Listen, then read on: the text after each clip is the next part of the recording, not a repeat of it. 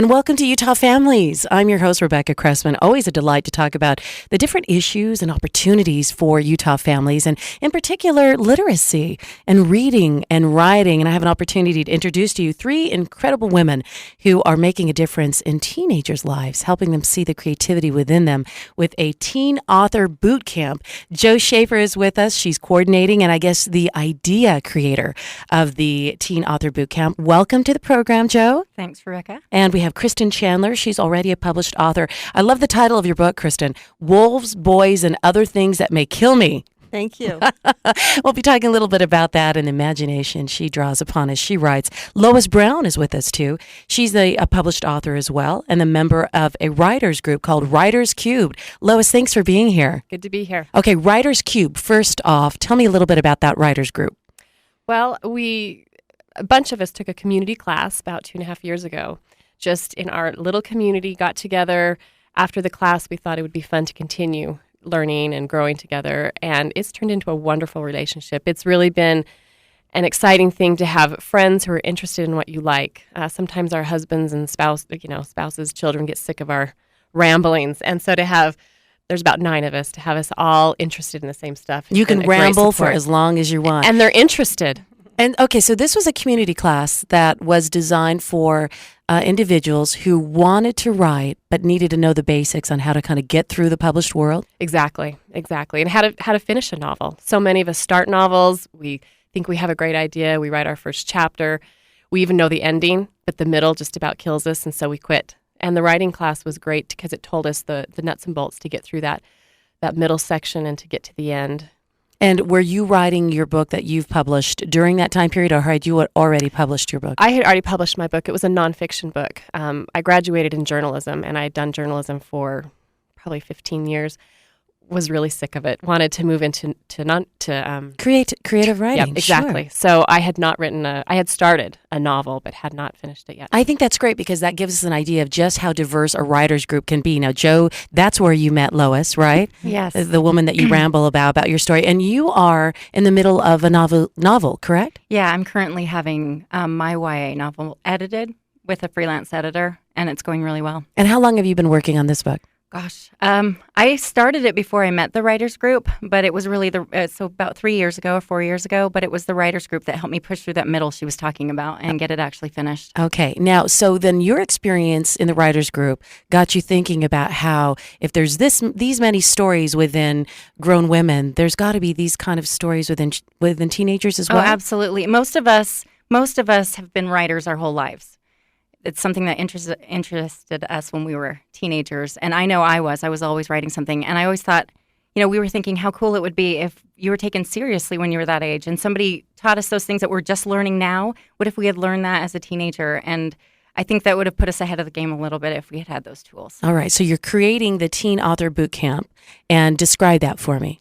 It's basically what we're doing is we're taking a day. It'll be on April 23rd at UVU, a day from about 9 in the morning till 5 at night where teens can come and interact with published authors like Chris over here and learn about their muse and the different tools it takes, everything from character development to plotting, all the things that it takes to finish a novel and write a novel.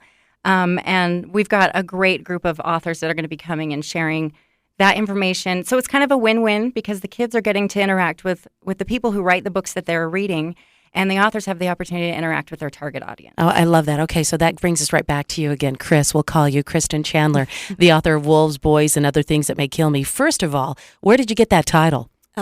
Most of my good ideas come in the middle of the night because my subconscious is infinitely smarter than my waking brain. So yeah, that's where that came from. And your book is beloved by a lot of teenage girls. Mm-hmm. You say you've got children of all ages and genders writing you. Yeah, it's been a real thrill to hear from different people and hear their stories, the things that they relate to. There are a lot of different things going on in the book, and so the romance is interesting to some people, but also the relationship between the daughter, who is the only daughter of a fishing guide up in Yellowstone, and people have strong feelings about the issue of the wolves, and it's really been fun. I guess when we look at what writing can provide for teenagers, it is permission to revisit the dreams, the ideas, the creativity, the fantasies that they thought maybe they weren't supposed to keep with them anymore as they're making that transition from childhood to adulthood? I mean, have you talked a little bit about that? Sure. I think that I think sometimes what gets lost, especially as kids just start seeing education and things like that as a job or something that they're forced to do, they lose that creative spark and the enthusiasm for learning and for, even just for imagining.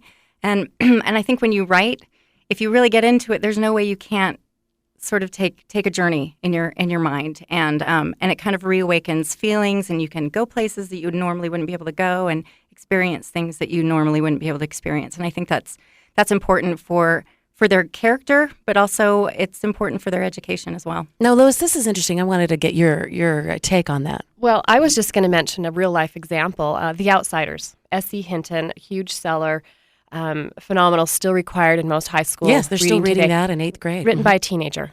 I think she started it when she was 17, finished it maybe 19, published very, very young. And I think the reason is she understood. It resonated with teens because she was one. And to me, the Teen Author Bootcamp is exciting to be able to help teens write what they're feeling. I think it will add to the great amount of literature out there if they can actually express, their feelings. They're going to do it better than a 40-year-old. They're going to, really catch the essence of being a teenager, of having those struggles, of having those successes. Well, and it's interesting, too, because I know my son's, one of his favorite authors has written the Aragon series. Yes. And he began that at 15, 16, 17, and 18. And my son would wait with bated breath. And at midnight, when the next edition or the next, sequel would come out, he was there. Absolutely. And yet, writing isn't just about commercial success, is it? No. Absolutely Because not. I wanted to kind of tap into that because you were writing as a print journalist for years. You're not tired of writing. You wanted to write differently. I wanted to try to cover topics that you can't really do in print journalism. I wanted to cover things that were more emotional, more internal, more personal. And I think writing, I do it, and I think most of us here would agree, is to understand life better. It helps me understand it. And then when I read something that really touches me, I learn a lot. With the world of technology as it is, teenagers may not have financial success with their books, but they're going to be able to e-publish books and get it out there to maybe a small segment. And they just didn't have that opportunity 5 years ago even.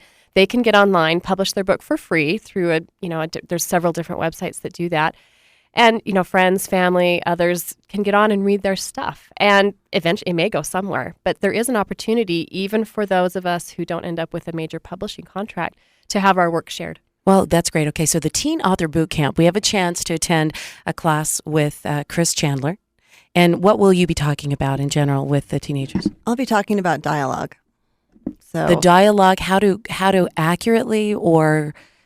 Well, give me more. I think that people are often when people start writing dialogue, they try to sound like how exactly they want to take a tape recorder of their own dialogue. But in actuality, you've all been at a movie where you've been watching and you know what's going to happen next. Well, if you can predict what the dialogue is going to be, that's bad dialogue. So dialogue really needs to be much more innovative than just the wooden things that we exchange in day to day. So I try to teach people how to make their writing more spare, more interesting, more provocative, and really bring energy through their dialogue. Oh, that's interesting. Because, again, I am not a writer, and I would think it would mirror conversation. You're saying it's almost organic as you start writing it. Be surprised as the characters bring more to the dialogue than you thought you were going to bring. And dialogue brings so much punch to something that you might have to take pages and pages of description. And if you look at YA writing, it's really much quicker than adult writing. It's very fast-paced. And one of the things I love about it, and it's so much about voice and just, angry, interested, provocative, and so dialogue has to be dead on.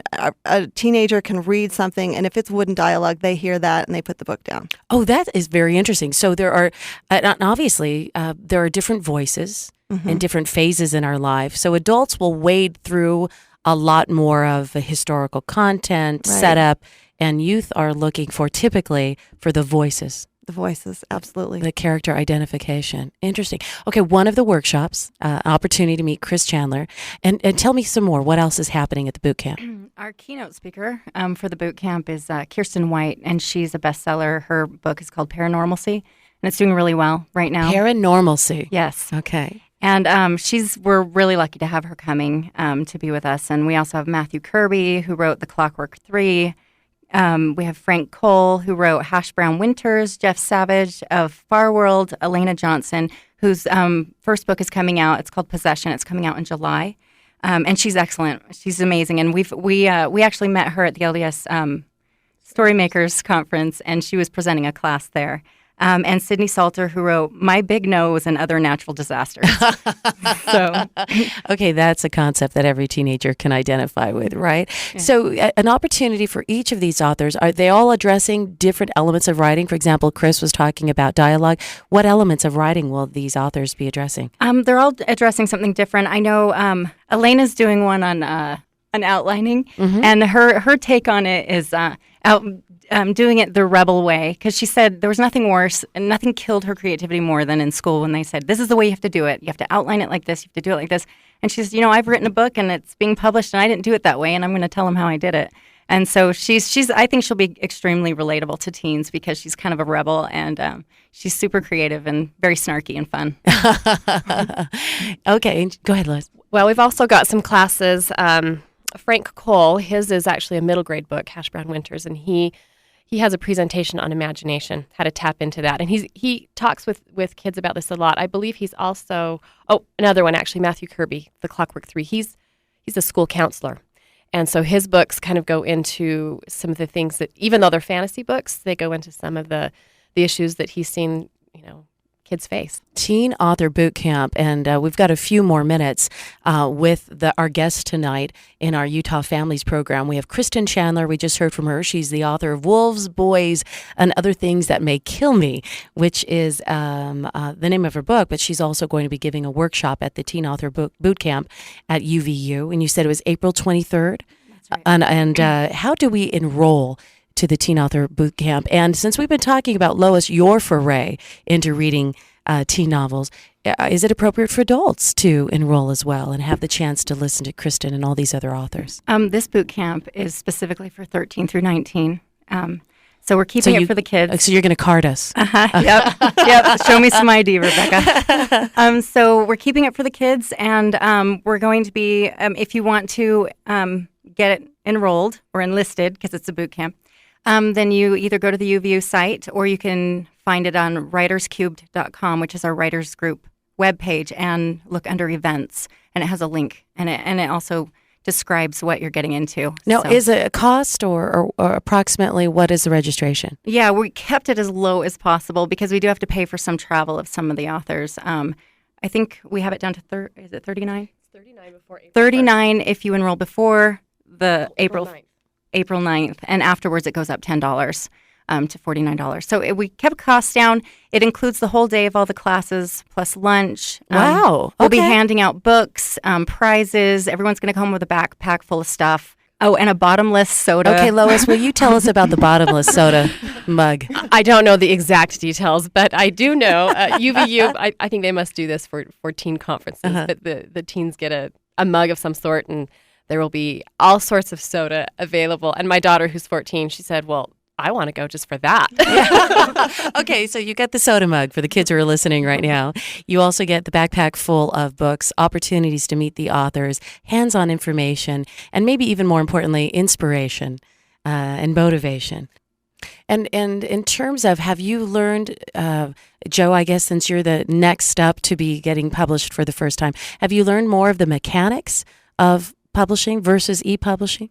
Oh yeah, I've learned a little bit about both, and actually I'm kind of standing on the line on that one because I see that e-publishing is about to take off, and a lot more people are doing it with all these e-readers. It's really taking off, and traditional publishing is really difficult to get into, but it's also super worthwhile. So I think that's one thing that we'll probably talk about with the kids is if they are going to pursue publishing, that there are two avenues, and it's not just one anymore. And we want them to know that they have options. Thank you so much. And again, for more information about the Teen Author Boot Camp, which is taking place April 23rd at Utah Valley University, you can go to writerscubed.com. Writerscubed.com. That's right. Thanks for joining us on this week's edition of Utah Families. Thanks for Thank having you. us, Rebecca.